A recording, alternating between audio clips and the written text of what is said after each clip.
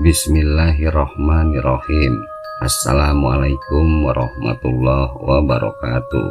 Salam sejahtera bagi kita semua. Semoga kita selalu diberikan kesehatan, kesuksesan, dan keberkahan oleh Sang Pencipta. Amin. Di video kali ini, saya akan menceritakan cerita horor yang berjudul Hutan Datar Mayit yang ditulis oleh akun Twitter Rama Atmaja. Sebelum masuk ke ceritanya, alangkah baiknya bantu support Lembar Misteri dengan cara like, komen, subrek, dan share. Juga aktifkan lonceng notifnya, karena tanpa support dari kalian, pastinya Lembar Misteri nggak akan berkembang, Bob. Ini juga nggak kalah penting, Bob. Jangan lupa support juga akun Twitter Rama Atmaja dengan cara follow akunnya yang saya sertakan di kolom deskripsi. Oke, nggak usah berlama-lama lagi. Kuy, kita simak ceritanya.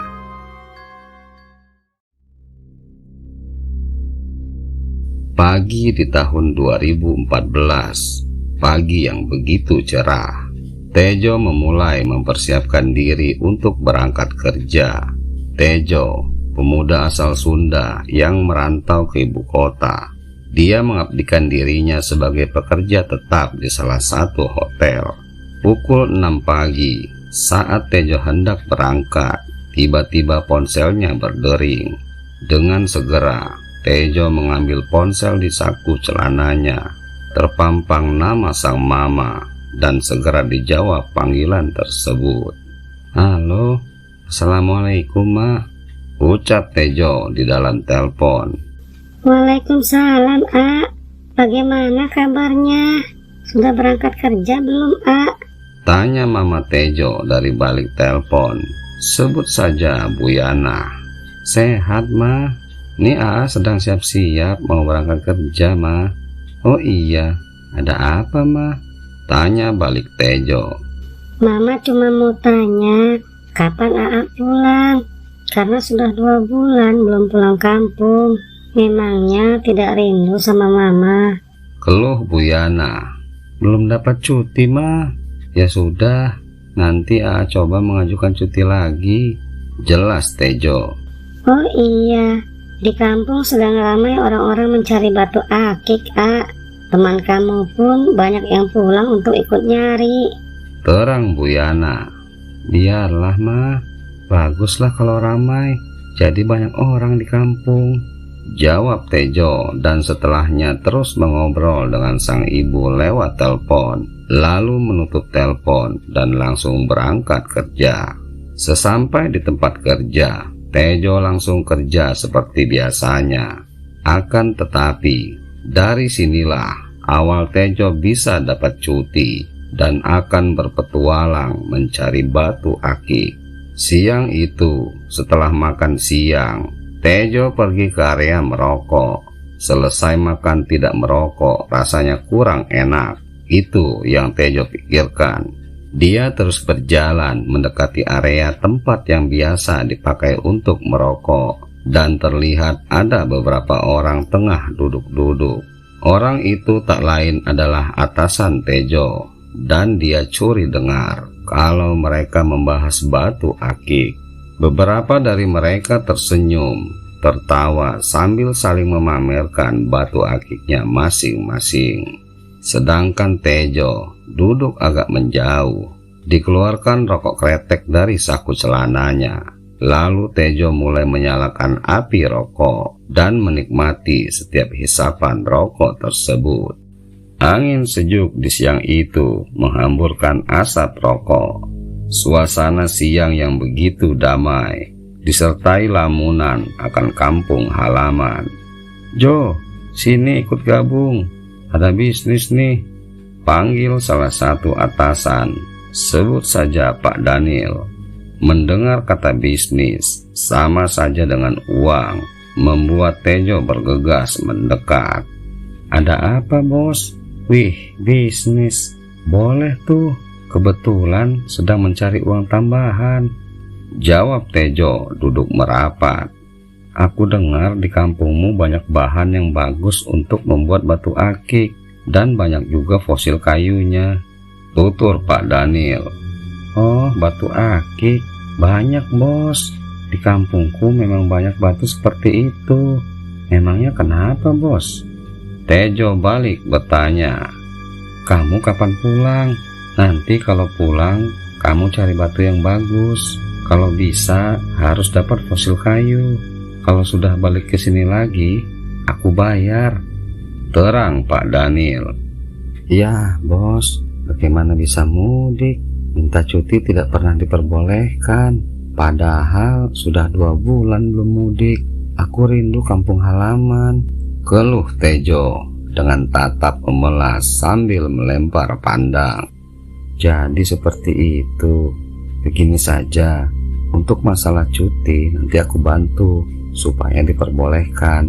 Pokoknya besok sudah dapat cuti. Tapi kalau kesini lagi, kamu harus bawa bahan batu akiknya. Bagaimana? Tawar Pak Daniel dengan tatap meyakinkan. Tejo diam sejenak berpikir. Nah, kebetulan sekali. Dari hal itu, ada kesempatan untuknya agar bisa pulang. Akan tetapi, bingung soal uang. Boleh bos, tapi perlu waktu untuk mencari, karena harus ke hutan. Minimal membutuhkan waktu cuti selama 2 minggu, supaya dapat batu yang bagus, tutur Tejo. Tapi bos, belum gajian, harus ada uang untuk mudik dan buat keperluan selama di kampung. Lanjutnya meringis. Dasar mata duitan, bilang saja perlu duit, pakai alasan segala. Keluh Pak Daniel. Ya sudah, untuk masalah duit dan cuti, itu urusan gampang. Nanti aku kirim, dan kalau batunya bagus, nanti ditambah. Imbuh Pak Daniel. Pak Daniel menepati janjinya.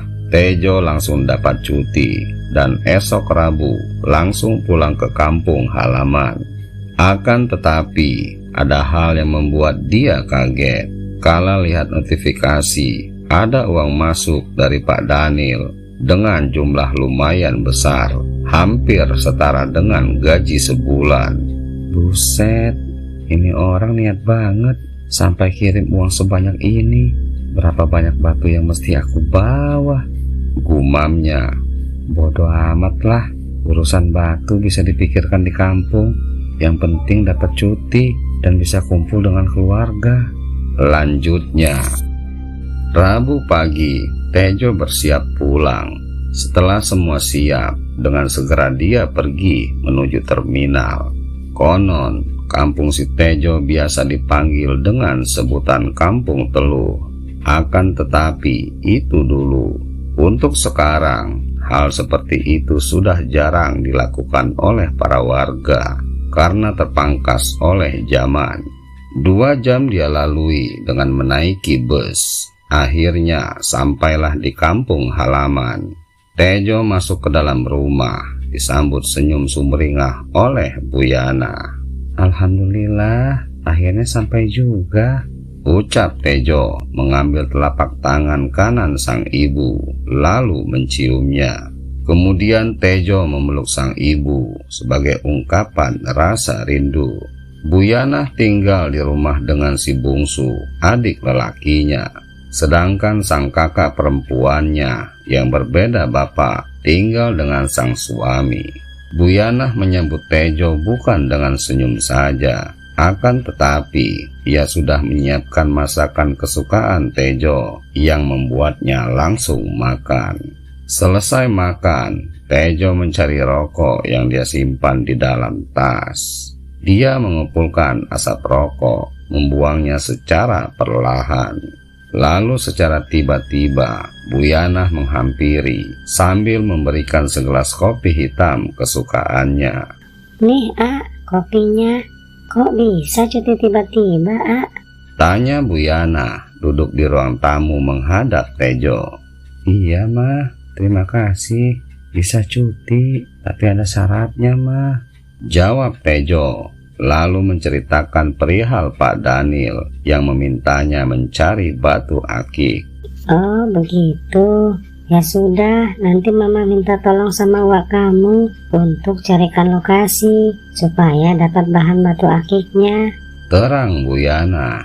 Terima kasih Ma, jawab Tejo. Ma, sehabis Isya Aa mau main ke tempat teman ya. Siapa tahu mereka bisa ikut membantu, imbuh Tejo. Silakan, tapi pulangnya jangan terlalu pagi ya. Aa baru sampai, masa tidak ada lelahnya main terus. Saran Bu Yana yang tahu kebiasaan Tejo kalau pulang kampung mainnya tidak kenal waktu. Pukul 8 malam Tejo berangkat ke rumah temannya. Jarak antara rumah Tejo dengan rumah yang dituju sekitar 20 menit berjalan kaki. Baru beberapa langkah dari rumahnya, Tejo dikagetkan oleh sekelebat bayangan. Dia berhenti sejenak, namun sosok yang dipikirnya seekor kucing tiba-tiba menghilang. 20 menit berlalu, sampailah Tejo di rumah temannya. Tampak ada beberapa orang tengah duduk, minum kopi, merokok, dan ada yang sedang asyik bermain gitar. Biasanya mereka kumpul di rumah Tejo. Alasan mereka kumpul di situ karena tak tahu kalau Tejo pulang kampung. Sebut saja teman-temannya dengan nama Dukun, Erwi, Bono, dan satu laginya bernama JJ. Rumah dukunlah yang mereka pakai untuk berkumpul. Alasan Tejo memanggil kawannya dengan sebutan dukun karena bisa melihat makhluk yang tak kasat mata, serta orang yang paling berani di antara mereka jikalau ada hal yang dikiranya ganjil. Bono orang pertama yang melihat Tejo langsung menyapanya. Wih, ada bos hotel pulang. Mana nih oleh-olehnya? Kenapa tidak memberikan kabar di grup kalau pulang? Datang tamu bukannya disuruh masuk dan disediakan kopi, malah dipalak minta oleh-oleh. Kalau memberi kabar, yang ada rumahku jadinya berisik karena adanya kalian, ketus Tejo. Kemudian Tejo pun duduk dan terjadilah perbincangan, mulai dari hal penting sampai hal tak penting. Setelahnya Tejo membuka topik mengenai batu akik. Nggak ada singkong goreng nih, celetuk Tejo melihat ke arah lantai. Bawel, sabar nanti juga banyak makanan, ketus dukun. Hehehe. Nah gitu dong. Oh iya cuy, kalian tahu tidak lokasinya supaya bisa dapat bahan batu akik yang bagus, dan kalau bisa fosil juga? Tanya Tejo mulai serius. Harus ke hutan atau curug Jo? Yang dekat-dekat rumah kita nggak ada, jawab Bono. Saat sedang asik membahas akik, tiba-tiba obrolan mereka terpotong karena ada mamahnya dukun yang keluar rumah membawa singkong goreng, kopi, dan beberapa jenis kue kampung. Alhamdulillah, rezeki anak soleh memang ada saja ya. Hehehe, celetuk Tejo. Dasar perut karet, dapat makan gratis senangnya minta ampun, sindir dukun. Ya sudah, lanjut lagi pembahasannya, seru Tejo diiringi tawa. Iya, benar kata si Bono Jo, sudah susah kalau yang dekat-dekat, sahut JJ. Memang gaji hotel tidak cukup sampai ikut-ikutan cari batu, sindir dukun. Bukan begitu Kun, aku bisa cuti karena aku janji kalau cuti akan bawa batu akik untuk oleh-oleh, jelas Tejo. Yang mencari batu bukan dari kampung kita saja Jo, banyak orang dari luar kota berburu batu di sini. Tuh si Bono sama si dukun sampai nekat mencari batu di Curug Tapak, bahkan sampai menginap, terang Erwi. Saat Erwi menerangkan kalau Bono dan dukun mencari batu sampai ke Curug Tapak, ekspresinya sambil tertawa, seolah ada kejadian seru yang menimpa keduanya. karena Curug Tapa yang jauh dari kampung mereka terkenal dengan keangkerannya. Ah, memang sial, kapok dah aku kalau harus ke situ malam-malam, apalagi harus menginap lagi di sana. Sumpah, demitnya galak-galak dan aneh-aneh, teriak Bono. Kamu saja yang penakut, lagian dibilang jangan kencing di bawah pohon besar, malah ngeyel kencing di situ, gerutu dukun. Aku kan kebelet, lagian kamu tidak menemani aku kencing, geram Bono. Untung saja titipmu tidak dicomot. Sindir Erwi yang langsung memecah tawa di antara mereka. Mendingan kamu minta tolong sama uamu saja, beliau tahu tuh lokasinya, saran dukun. Iya deh, aku minta tolong sama beliau saja, jawab Tejo sedikit kecewa.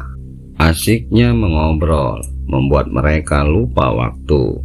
Ternyata sudah pukul 1 lewat sekian menit.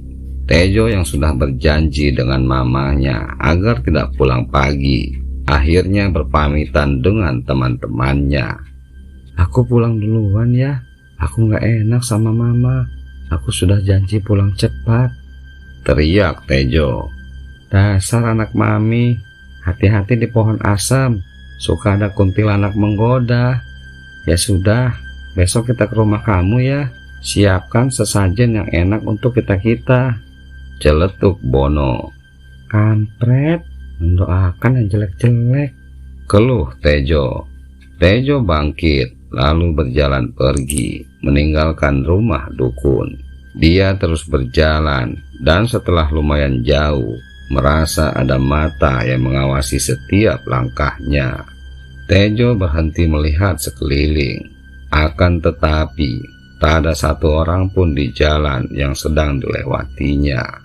Ah, mungkin hanya perasaanku saja, gumam Tejo dalam batinnya. Dinginnya embun mendekap tubuh, semakin dingin kala melihat pohon asam yang Bono ceritakan. Akan tetapi Tejo mencoba acuh dan melewati pohon asam tanpa ada rasa ragu. Terdengar suara benda jatuh.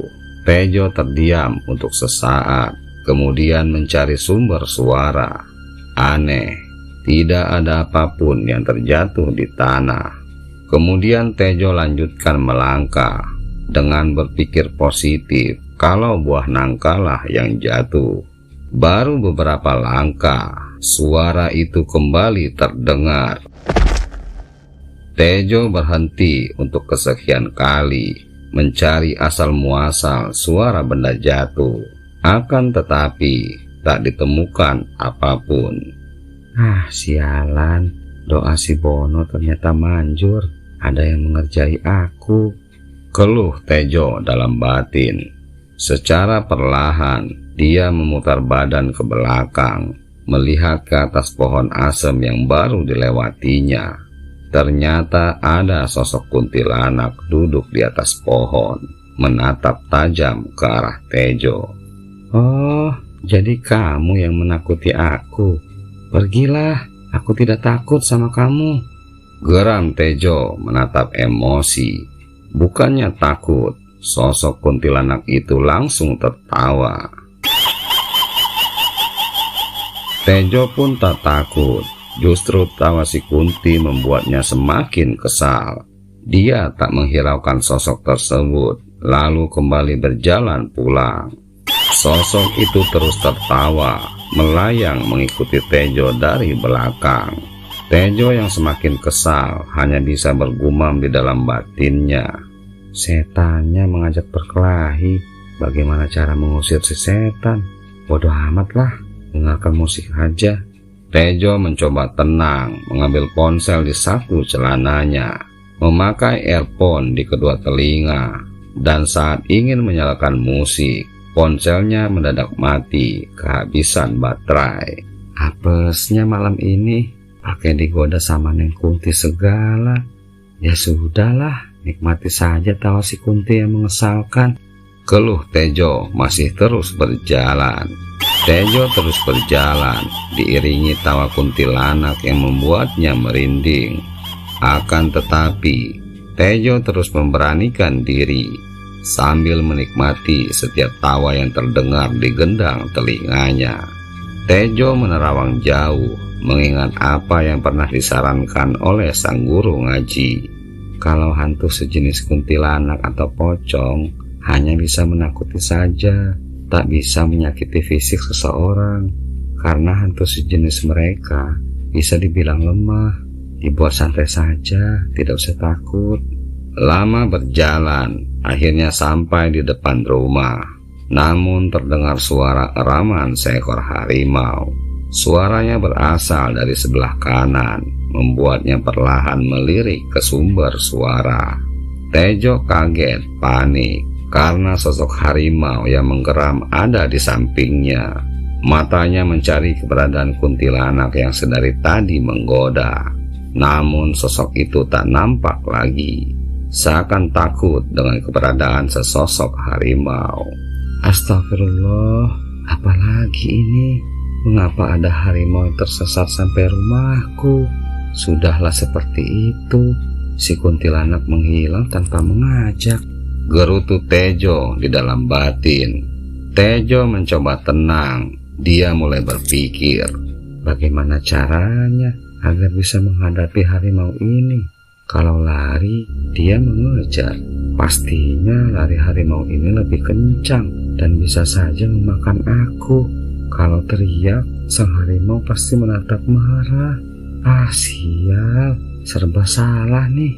Malam ini benar-benar sial. Mungkin besok harus mandi kembang. Harimau itu hanya diam sambil menggeram, menatap lurus ke depan. Walau harimau itu tak mengusik, tetapi Tejo ketakutan. Dia mengedarkan pandangan, mencari balok kayu atau semacamnya, hanya untuk berjaga-jaga jikalau harimau itu hendak menerkamnya. Setidaknya aku memberikan perlawanan terlebih dahulu, pikirnya sambil terus mencari. Namun nasib sial masih menyertainya, karena tak ada apapun yang bisa digunakan untuk melawan harimau itu. Dari sini, Tejo merindukan sosok sang kuntilanak yang mengganggunya. Karena bagaimanapun juga, diganggu kuntilanak lebih baik daripada diganggu oleh harimau. Karena takut kedua kakinya bergetar hebat, belum lagi menahan kencing yang hendak keluar, efek dari rasa takut yang menimpanya. Tejo bingung, tak bisa berpikir lagi, hingga memasang kuda-kuda berniat menghadapi sang harimau. Dia sudah pasrah dengan nasib yang akan menimpanya. Di tengah keputusasaannya itu, terdengar suara seseorang berteriak dari dalam rumahnya. "Woi Jo, kalau main tidak ingat waktu ya." Tejo langsung melirik ke arah sumber suara. Rupanya sang Uwa. Tejo senang bercampur kesal, karena secara tiba-tiba terdengar suara Uwanya berteriak yang membuatnya kaget. "Yah, malah diam. Cepat ke sini, aku sudah lama menunggumu," teriak Uwanya diiringi lambaian tangan. Tejo kembali melirik ke arah harimau yang ada di sebelah kanannya, tetapi raib, hilang begitu saja. Dia langsung lari mendekati Uwa yang sudah menunggu sekian lama. "Kamu kenapa? Tadi diam lalu tiba-tiba lari," tanya Uwa. "Di sebelahku ada harimau, Wak," jawab Tejo sedikit terbata dengan nafas terengah. "Hahaha, di sini mana ada harimau? Mungkin salah lihat. Lagian lelaki kok penakut," sindir Uwa disertai tawa. Bodoh amat mau dibilang penakut. Memang itu yang aku lihat," seru Tejo.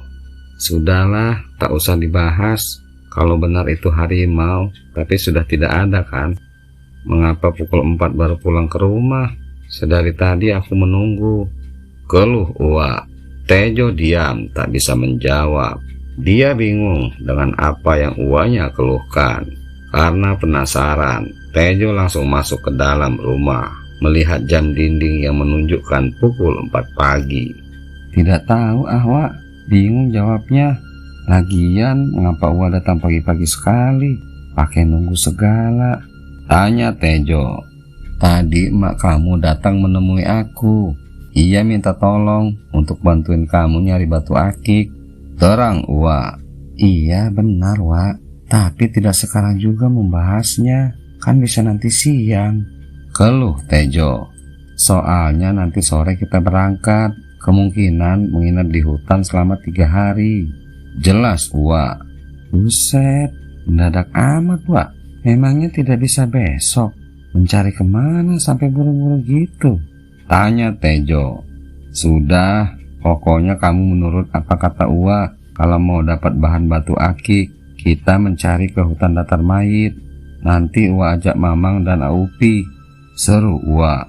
Tejo diam, seakan lidahnya tercekat di antara rongga mulut saat mendengar kata hutan datar mayit. Hutan datar mayit adalah hutan yang paling seram. Vegetasinya sangat rapat dan angker. Konon hutan tersebut biasa dipakai untuk tempat bertapa. Ada pula orang-orang datang ke hutan itu dengan niat ingin belajar ilmu teluh, atau yang biasa kita kenal dengan istilah santet. Di dalam hutan itu terdapat banyak binatang buas. Hanya segelintir orang saja yang berani memasuki hutan datar mayit. Karena dari kabar yang beredar, kebanyakan orang yang masuk ke dalam hutan tersebut tak pernah kembali. Akan tetapi, Tejo tak bisa protes dan hanya bisa mengiyakan. Karena percuma, takkan bisa menolak.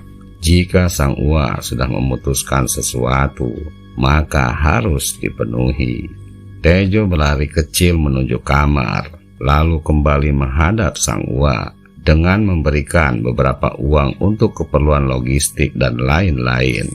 Setelahnya mereka lanjut berbincang, dan setelah usai berbincang, Tejo masuk kamar sambil mengisi daya ponselnya. Lalu setelahnya mengirimkan pesan via grup WhatsApp. Nanti sore kalau ada yang mau ikut cari batu, kumpul di rumahku. Kita menginap selama 3 hari, dan untuk lokasinya hutan datar mayit. Setelah mengirim pesan di grup WhatsApp, Tejo langsung tertidur. Dia tak mau memikirkan kejadian aneh yang menimpa, karena semakin dipikirkan akan membuatnya semakin pusing. Intinya yang sudah terjadi, biarlah terjadi, dan anggap saja pengalaman baru. Di dalam tidurnya, Tejo bermimpi bertemu dengan sosok harimau tersebut. Perlahan sosok itu berubah wujud menjadi seorang manusia. Wujud lelaki yang gagah perkasa, tersenyum memandang ke arahnya. Tak lama dia terbangun dari tidur. Tampak jarum jam menunjuk ke angka 2. Siang itu, Tejo bergegas bangun, kemudian mandi. Tak lupa melaksanakan sholat zuhur, dan setelahnya makan. Sehabis makan, temannya yang bernama Kuncen datang berkunjung. Assalamualaikum. Waalaikumsalam. Mau kemana sampai bawa tas? Tanya Tejo. Ikut ke hutan. Bosan di rumah, sekalian mau tahu ada apa saja di dalam hutan itu. Jawab Kuncen. Baiklah kalau mau ikut, jadi ada teman dan tidak stres karena saudara-saudaraku. Seru Tejo disambut tawa oleh Kuncen yang seolah tahu siapa orang yang Tejo maksud. Sedang asik mengobrol, Uwa, paman, dan anaknya Uwa pun datang. Dari kejauhan pamannya menatap ke arah Tejo dengan senyuman jahat, seolah ada niat tak baik yang terlukis di dalam senyumnya.